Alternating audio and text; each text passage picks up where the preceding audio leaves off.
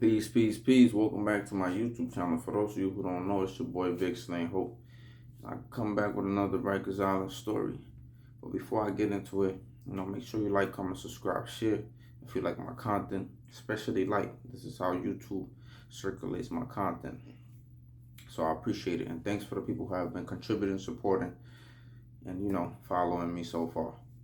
So I know last time I told you about the chicken day. I told you about the chicken day in Rikers Island. And that was in 3 block. That was when I got to 3 block. But I never really told y'all how I got moved from 9 block. And the reason I gave y'all the chicken story was because a lot of people wanted to hear the chicken story, you know what I'm saying? So I gave y'all what y'all wanted. So I'm gonna come back, rewind, and I'm gonna tell you how I got to 3 block. So I was in 9 block. I don't know how long I was in 9 block, but 9 block was pretty cool.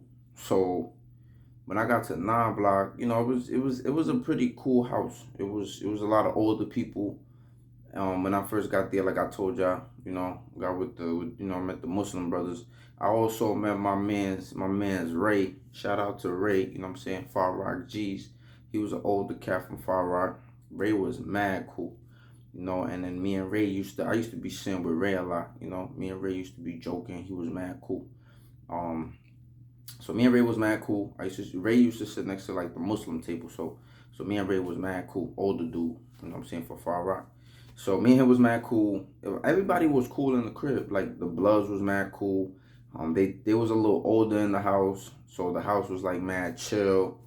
Actually, I believe this was like the only Blood house in the Beacon that only had like one Blood phone, and then like, so like a lot of times like the other homies in the other houses used to be trying to they used to talk shit to them. They used to be like, oh, hey, I only got one phone. Like, it's crazy because in jail it's like everything is about like power and control, right? When it comes to like gangs and stuff like that, it's like power, control. Like, if you're not controlling the pantry or controlling the phones, then you're not really doing nothing. Like, that's just how it seems. So like a lot of times when we used to go out to the yard, like the other Blood houses used to be talking shit to like our house. Like, they used to be like, not the house, but they used to be telling the Bloods like, oh, hey, I only got one phone, like, precious stuff, right? And the homies in the house, they just didn't really care. They was just like, nigga, like, it's not really about that, like, you know what I'm saying? Like, it is what it is. Like, we good. Like, everybody get on the phone, like, and I respected that. I was like real shit. Like, they was older. So older men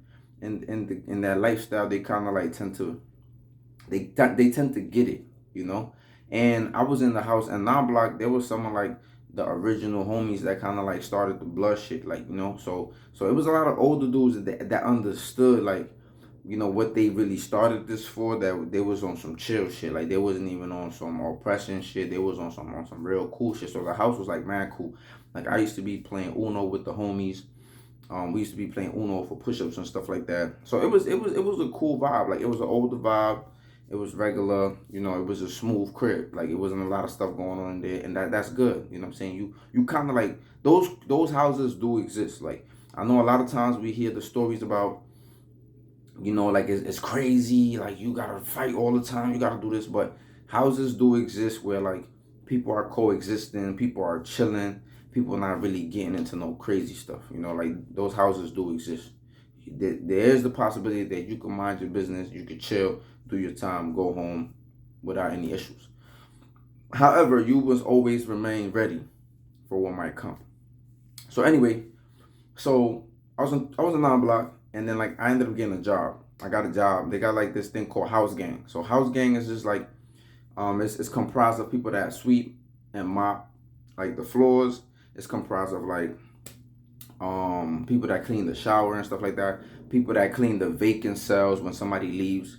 So you get little jobs, and I mentioned this before. Like, when you're in jail and you don't want to be bothering your family, get you a job. You know what I'm saying? Be self-sufficient. You can still be self-sufficient while you're in jail, or at least it helps you out and it helps relieve stress from your family. So anyway, so I had like a little job. I don't remember what I was doing. I'm not sure what I was doing. I don't know if I was cleaning the showers.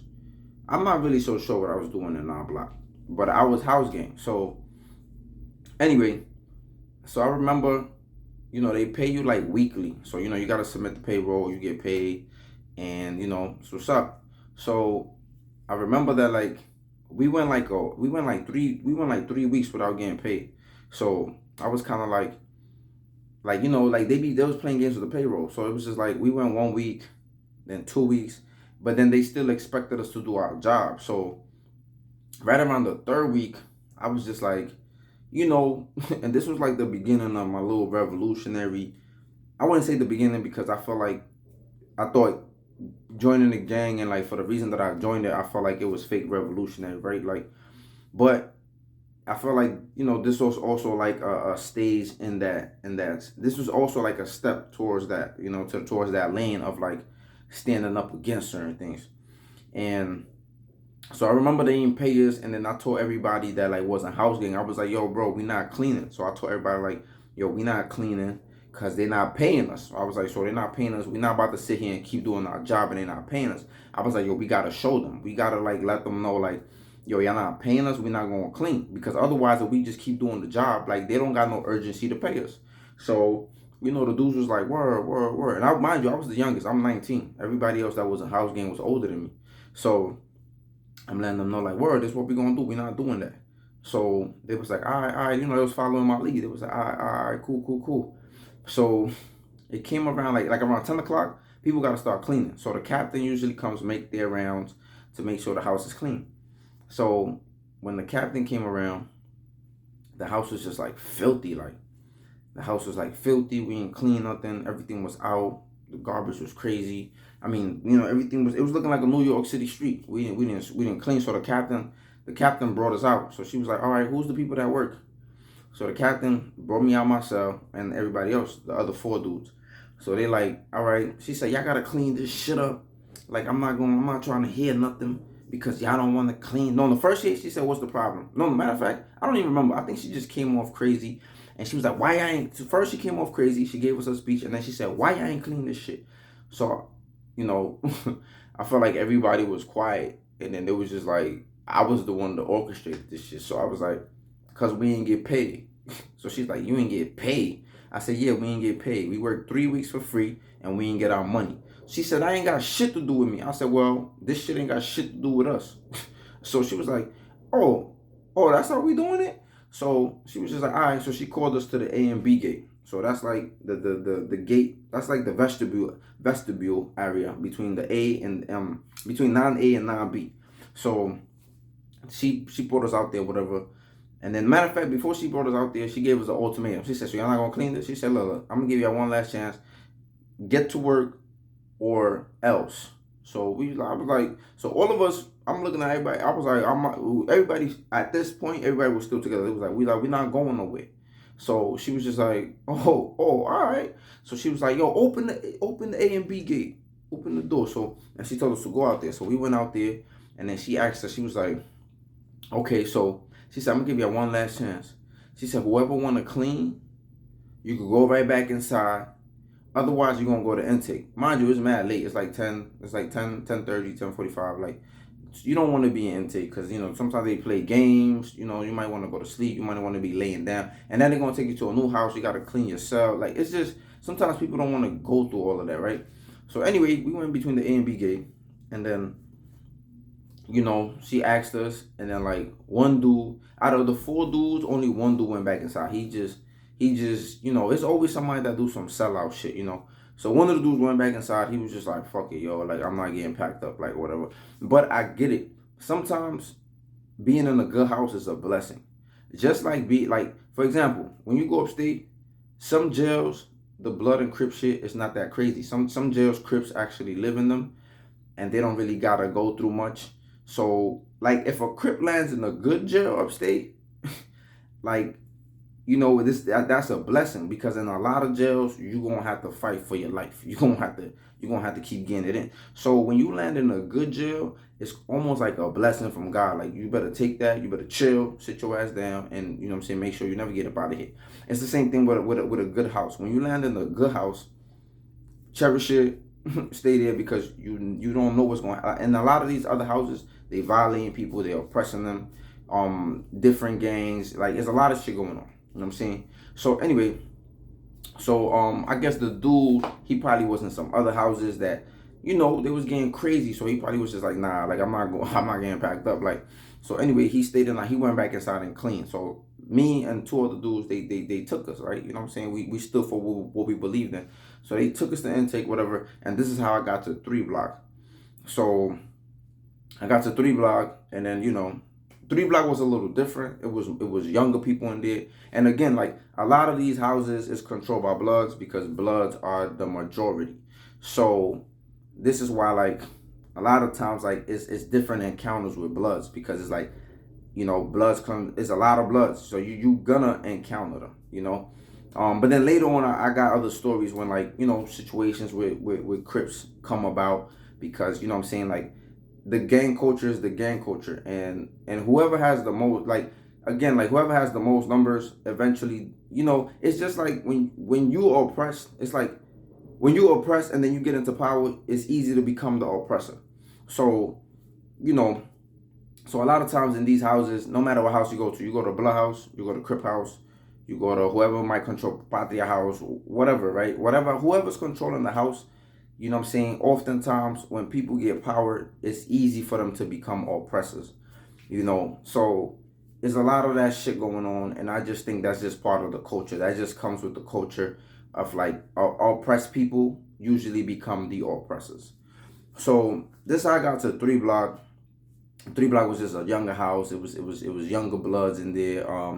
It was a little different. 3 block, I'm not gonna lie. 3 block, it was hectic in 3 block. 3 block in the Beacon, people would tell you, like, a lot of the shit used to be going down on the even side. Like, I was on the outside. I never went to the even side of the Beacon, but a lot of shit used to be popping off on the even side of the Beacon. It used to be houses like what? It was like 2, 4, 6, 8, 10. 2 was like hands restraint. It was like close custody or some crazy shit like that. And then it was like 4, 6, 8. But the craziest houses in the Beacon on the even side, it was like 8 and 10. Like if you was in 8 and 10, it was crazy. And if you was on the odd side, the craziest houses was like 3 block. Like it was three. They had 3. 7 was closed when I was there. They had 3 and 9. You know. And did they have a 5 block? Yeah, they did have a 5 block, but 5 block was it was but 3 block, it was crazy. Like it was always going down in 3 block. 3 block was just like hot. And then after 9, it was just the annex. That's where the Crips was at. And I got over there a little later, so I'm gonna get into those stories a little later. But yeah, 3 block was the way they had, like, it's like they was putting all the young dudes in 3 block. It was lit. 3 block was lit. So that's where I had my encounter with the chicken. There's other situations with Chicken Day too, like other situations that happen. But eventually, I got into another situation over the pantry, and then, like, I ended up giving up the pantry job. I just felt like, you know what, like, this shit is just gonna bring problems. And in jail, I was trying to avoid certain situations because I'm a little. I'm saying, like, I wasn't shit. You be trying to stay away from shit, man. Like I said before, I say some move away to make a way. Not move away because they're afraid. You know what I'm saying? Like sometimes avoiding shit is not because you're a coward. You know what I'm saying? It's just like sometimes you might be more detrimental to somebody's health than they know. You know what I'm saying? And when you know, like, where you can go and where you can take it, you kind of like tend to like just stay away from shit. Like, yo, you got it, fam. You know what I'm saying? Have a good day, brother. You know what I'm saying? Because they don't really know. They don't really know. But this ain't really a crazy story. This is just me letting y'all know how I got packed up. I got packed up basically because I was organizing some shit on the other house, and I was just like, yo, we not getting paid, we not working, that's that. And instead of them fixing it, they just felt like they could just fix everything. We're intimidating. This is how the CEOs move. And then the funny thing is, right after I got packed up, I got paid the next day.